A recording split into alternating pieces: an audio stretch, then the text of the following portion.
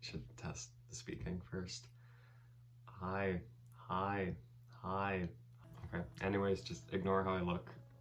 Got out of the shower just recently. Yeah, you can probably tell what this is by the name. I'm bored and I just don't have as many people to rant to about random music stuff, so the internet's a good place, I suppose. So we're doing the band that I could probably go on like massive, huge tangents about. My Chemical Romance. Wearing my Bullets shirt right now. I'm not gonna spoil my thoughts on Bullets, but yeah, you'll see it in the video. So I'm going through 5 of their releases. I brought you My Bullets, You Brought Me Your Love, 3 Cheers for Sweet Revenge, The Black Parade, Danger Days, Mad Gear and Missile Kid EP, and the Conventional Weapons. I don't know how I almost forgot the name, but I'm also going over that. Those 6 releases are, yeah. So number 6 is, as probably most people would assume, I keep on not being able to process the name, the Mad Gear and Missile Kid EP. It's EP released in 2010, I think a little bit after Danger Days. But yeah, it follows kind of a similar sound. Oh wow, really? And yeah, just similar sound but more garage punky, and I don't know, just not much to it really, but I think that's the main problem with it. There's not much to go off of. It doesn't sound a lot like My Chemical Romance. It doesn't feel like it. Like, it just feels like if you took 4 songs off of Danger Days, and it's just like, how'd this feel to kids like 8 years ago? That EP is kind of how you do it.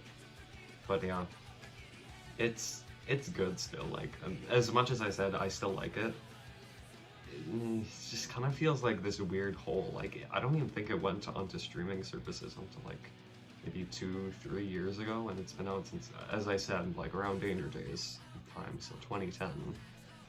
It kind of goes to show how much people really didn't care for it, and how much people just would rather have a more My Chemical Romance sound than a random like garage rock punk album thing.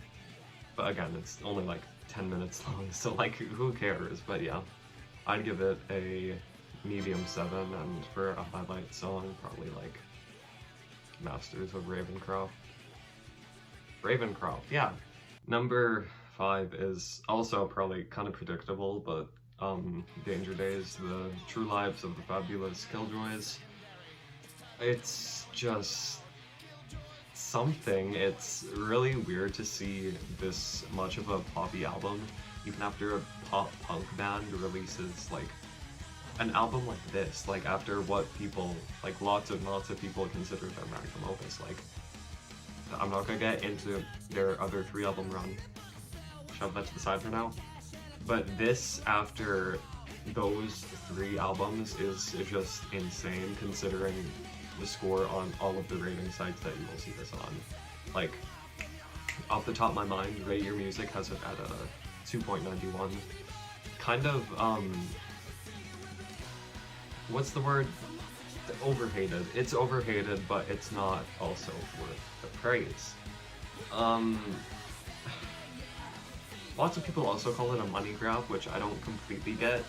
Like, why would you make an album like that after releasing probably the album that like made them the biggest? Like, if they wanted a money grab, then they should have stuck to the Black Parade sound, which, if you've listened to this album, then you know it's not very Black Parade-y. Yeah, it's really upbeat for basically all the songs, kind of less in your face. It kind of, I don't know how to describe it, like, it's less just boom right there than the other previous 3 releases. Really, I don't know what they were thinking in the studio. Maybe they were just going from a radio sound, I suppose, but even then, like, the radio sound is gonna get them less listeners than the other 3 albums that probably made them like millions upon millions. I just don't get it. It's good.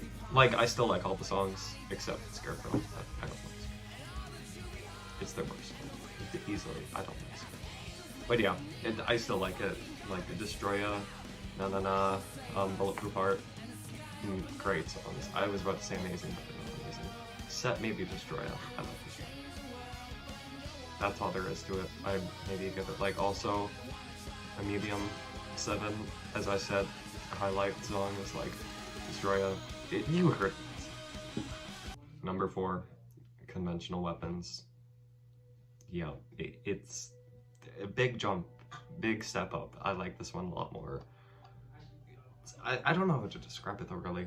As better as it is than Danger Days, and I forget what it's called. I hate the name of that one. The first one that I talked about, the one in 6th place. It's probably the one I return to the least. Again, as good as it is, except the world is up. It kind of just takes everything you know about the band, like their good, I know spoilers, their good era, like, not good era, their great, amazing era, like, I'm gonna keep my thoughts in until I get to those albums, which is next, but I'm not gonna talk about that yet. It just takes what you knew about those other 3 first albums, packs them all in, like mainly 3 Cheers and Black Parade, packs them all in and just puts them down a notch. And probably the reason for that is because I think the songs on this album are kind of just unreleased songs from an album they were going to release between the Black Parade and Danger Days, but they didn't think were good enough to be put out into the public. So they kind of just put them out a month before the band broke up. Again, I don't know why they thought it wasn't good enough, but then they go on to release Danger Days. I'm not gonna talk about Danger Days anymore, but this is a lot better than Danger Days. I don't get it. Anyways, this one's really good. It's just good. It has the ballads, the pop rock, the punk tracks. It's My Chemical Romance, but just less. I'd give it like a light 8 to medium 8. The World is Ugly, Boy Division, that's really good. I like Gun and Burn Bright too a lot. Not much else to it. 5 Big Booms. Okay, we're here and I can say it. These next 3 albums, they were released consecutively, and I am going to dare say that this is the best 3 album run in the history of all of this bands and artists and just everything that I've heard. Very few things will beat this individual 3 album run. So good. So to start, the first album from this run, and also the 3rd place one I'm talking about, is I Brought You Your Bullet. I Brought You My Bullets, You Brought Me Your Love. Also a tongue twister. I don't know how I can remember that one better than the first one. I'm just gonna call it Masters of Ravencroft because I only remember that one. We're gonna glitch it right now. Oh no, that's the second phrase. I brought you my bullets, and then you brought me your love. It's a really cool shirt. I like this shirt a lot. For Christmas from grandparents when they went on Hot Topic. No, yeah, I think so. I like it. It's a cool shirt. Probably my favorite My Chemical Romance shirt I have, but even then I only have 3 clothing pieces, not including banner back there. I'll get on that album later. But yeah, this album is really damn good. For an album that's considered so like emo, when you picture emo albums, you kind of figure that the lyrics are just like really, how do you say it? Kind of about like cheesy, corny things like, she broke my heart. And like, there are songs on this album that are like that. But again, the people who made this album, like the main songwriter, Gerard, and I think it's just Gerard that wrote most of the lyrics. He was 25 at the time of making this album. and he was actually like insanely depressed as far as I'm concerned. Like he saw 9/11 happen with his own eyes. Like 9/11 was the whole thing that started the band, I'm pretty sure. There's a song on this album about it actually. It's Skylines and Turnstiles, also a really good song. Anyways, let's actually get to the material of the album. I talked about lyrics. What do you mean? Oh, the sound. That's what I mean. Boy, this is actually kind of heavy. It's probably their heaviest album. Even then, you know what I mean. I'm not talking about like the death metal heavy. It's heavy in lots of ways, like lyrically, vocally, the guitar work, the guitar tone, and just the way that the guitar like goes out to you a lot. The tone and just how it's played and everything. Just listen to Vampires Will Never Hurt You. That one, like part. I don't know how to make this sound like my voice. It's like it's not like that actually. Scratch that. But it's hard to hear over Gerard.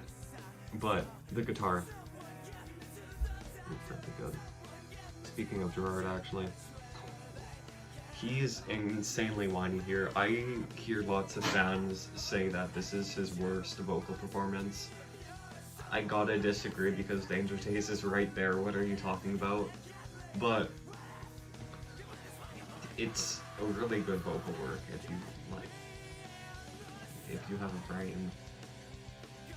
No offense, obviously, but I really like the vocal work. It's very whiny and groany and just, it sounds like he's actually in pain. Just like listen to the final half of Early Sunsets over Monroeville. He's like actually in pain there. I'm pretty sure he was like drunk out of his mind. Yeesh, all on that stuff and all depressed, and he took like the recording in one take or something and he got really sad at the end. Like, I don't know, that's an actual story that I read somewhere. But the vocal work is good. That's all there is to it.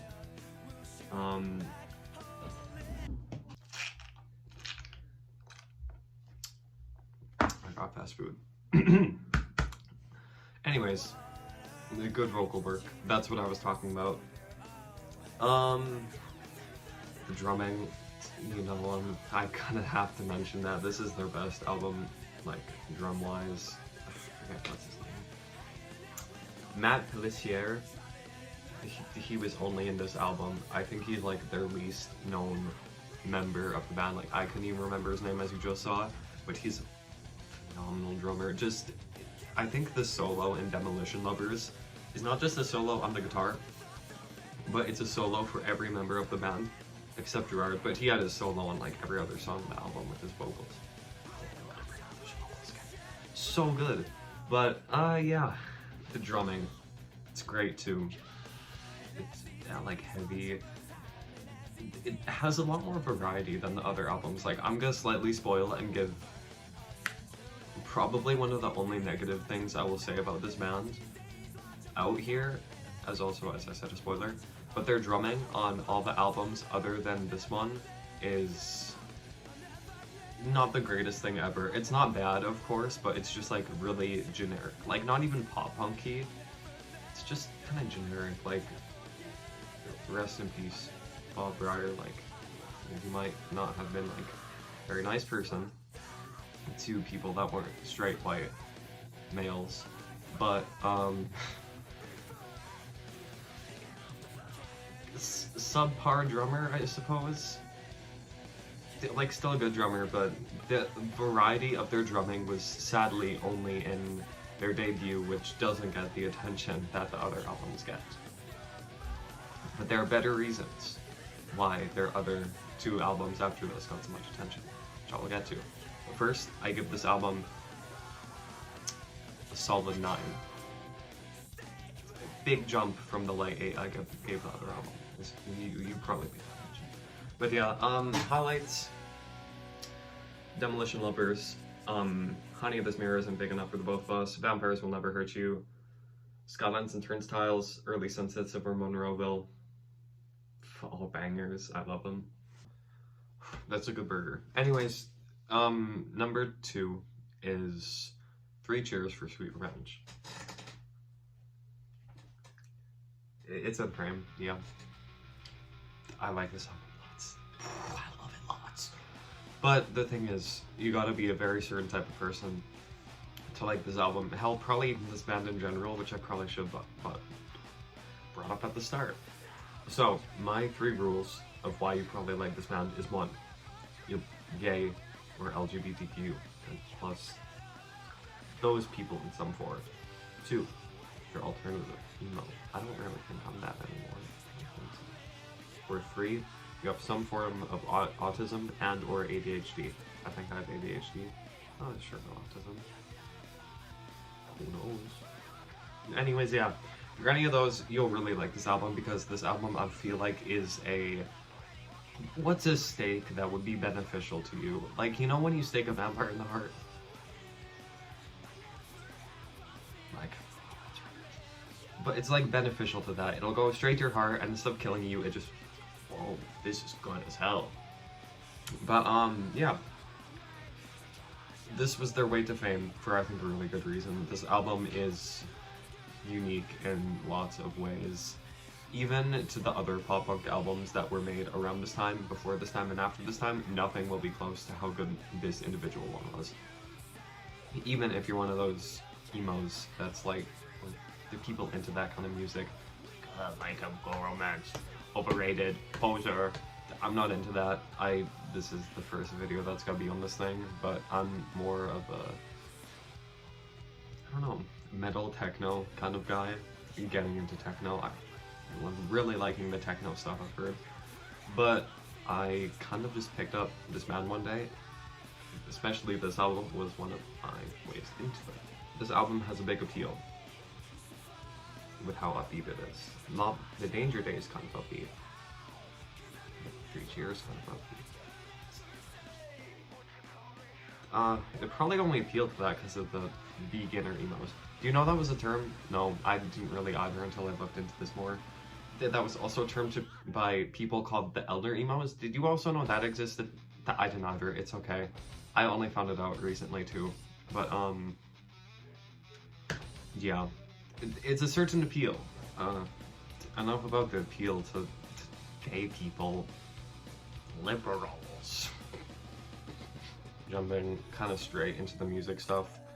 This guitar tone feels like you're snorting those candy rocks at a dollar store with your nose like it's cocaine. Because you are going to get high off of this album with how insane it is, especially this guitar.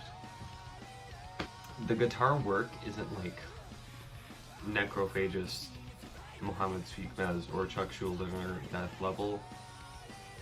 It's like still really good. Like, it packs these emotions. Like, especially in the Jet Set Life Is Gonna Kill You. That final little chorus bit, all the choruses in general, they just carry this emotion. Like, of course it's emo music, but it's still like, you know what I mean. Another thing that really makes this album like whole is the vocals. Mr. Girardi. He's somewhere on my walls. It's right there. He's like basically right behind the camera. I don't want to show this setup off because it looks really bad because this is recorded on a phone, as you can probably tell from the camera and the microphone quality. But Gerard, his vocals on this are, in general, he was a really good vocalist back in the last album. Wait till you see him now. Hear him though. You can't see the movement. You know what I mean. He's even more whiny, but you kind of take the harshness out of his voice and kind of just make him appeal to that more newer emo scene. It's different, and it fits into the writing, the guitar, the drumming, the bass. Underwhelming the bassist. Also a hot take. I don't think Mikey Way is a good drummer. Not drummer. Bassist. I don't think he's a good bassist. He's a really cool person, but the bass playing on these albums is like the most bland thing ever, but you can't hear it well, so it doesn't matter. Except in I'm Not Okay. You can hear it well there, and it sounds good there. Anyways, I think that's all the main stuff I should cover about this. But the lyrics, I'm gonna talk about the lyrics for a bit here, because what if I told you this album covered the death of Mikey and Gerard's grandma, being a cowboy, going to jail and getting sexually assaulted, and going to war and losing your brother. And also, I should mention that all of these tie into one singular story.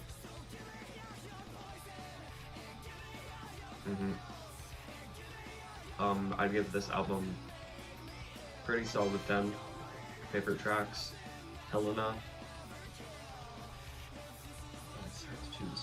It's not a fashion statement, it's a death wish. Hang 'em high. Thank you for the venom. Give 'em Hellkit, I suppose.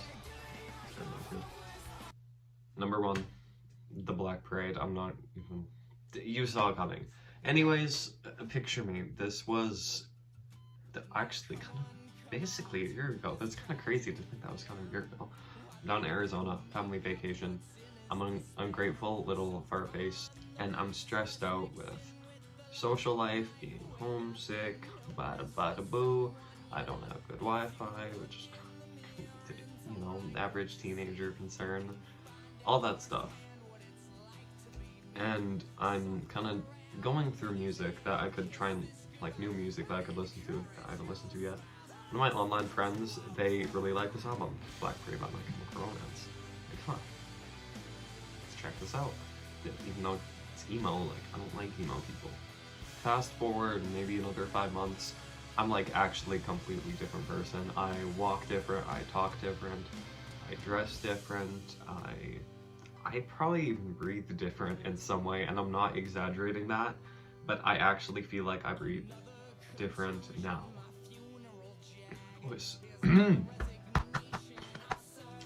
I probably breathe different too. Like, I'm not even kidding. I feel like I breathed a lot louder back then before I got into that album compared to like now when I really like this album.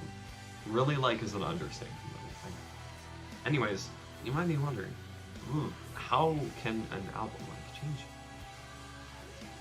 you? 1, listen to the album to find out.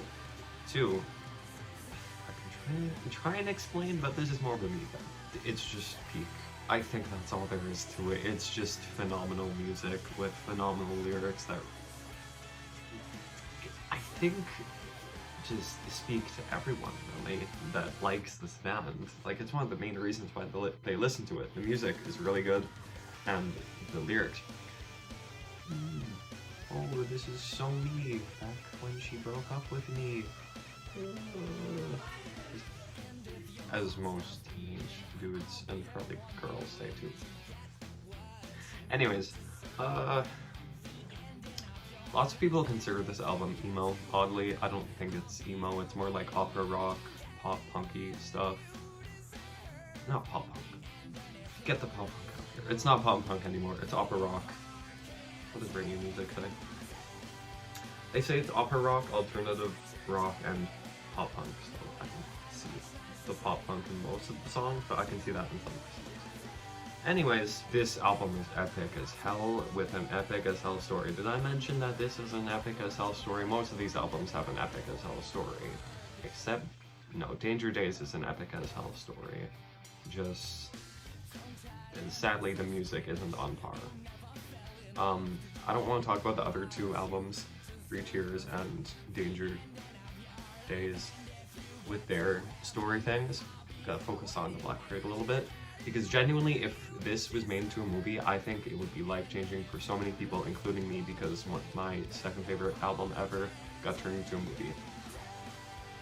Me saying it that it's my second favorite album ever probably spoiled my score for it. Oh well though. Anyways, sum it up really fast. Once you kind of shift the tracks around a bit, follows the story of a really nihilistic asshole of a dude that's dying of cancer, and he's kind of all alone. Like, his girlfriend broke up with him, he doesn't have family or friends to like lay back on, so he's kind of just like, oh, screw this, I'll just die. But he kind of starts thinking here, wow, life was kind of cool, I wish I did things differently, I wish I could live more. And then there's the second main character, the Grim Reaper. I don't know what to call him, but he's the dude on the album cover, that little Praetor dude hitting that stance. He's, I don't want to call him an antagonist, but the other kind of opposing character. He sees that he's dying, and he doesn't care. He's just like, oh, another person dying, I'll take him to the afterlife. But then, as he starts to look at his memories, he's like, oh, this dude's kind of just like me for real. And I kind of feel bad for him.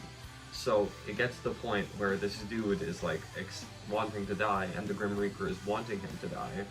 And at the end of the story, the dude wants to live, and the Grim Reaper is trying to make him live. But it's all in vain, and he dies anyways. It's peak. I did it like no justice there. Just watch Wendigoon's video on it. Maybe I can go in some big, deep lore thing too, because some of my theories on it are slightly different than his, but his is like as closest to mine as it'll be.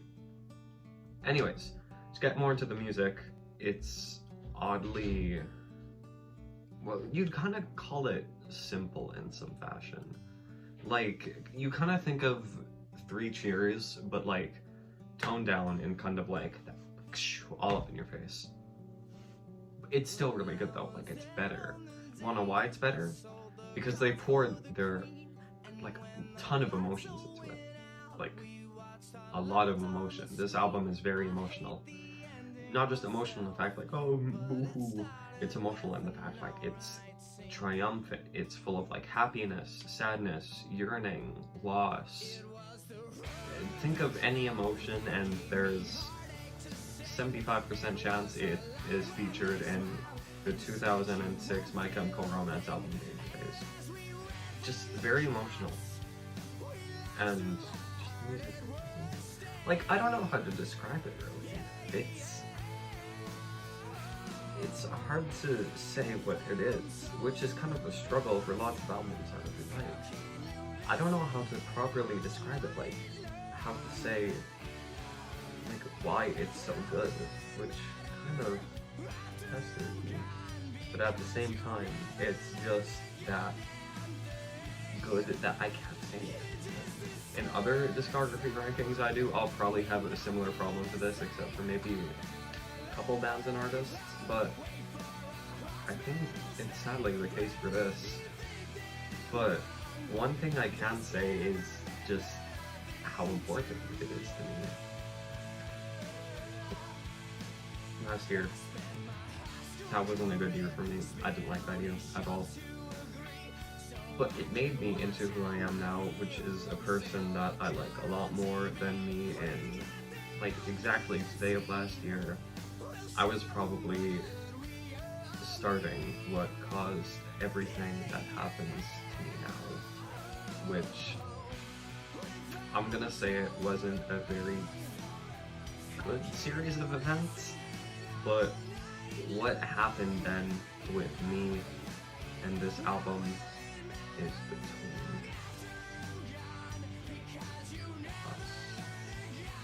Me and this album will never get the war I went through last year and how it turned me into the mucho good person that I am now. I don't want to call myself a great person because I still think I'm not perfect. I'm far from it, like for lots of other people, but I still try, and back then I didn't try, and there's the major things that I couldn't get my finger on.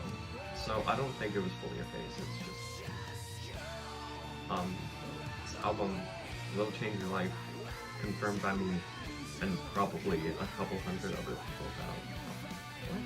A couple 100,000 other people around the globe. I'd give this a very, very strong 10.